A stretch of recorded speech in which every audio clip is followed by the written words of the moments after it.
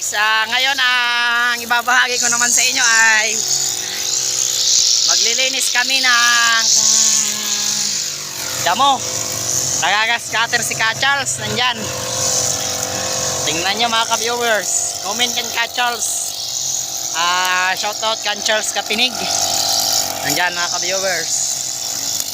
Nagagascatter siya. Mataas ng damo dito sa Amino mga ka-viewers. Yan yun naman, kataas yung damo rito, napakataas. Hayanay Sander, hayanay hay na sina hayanay der.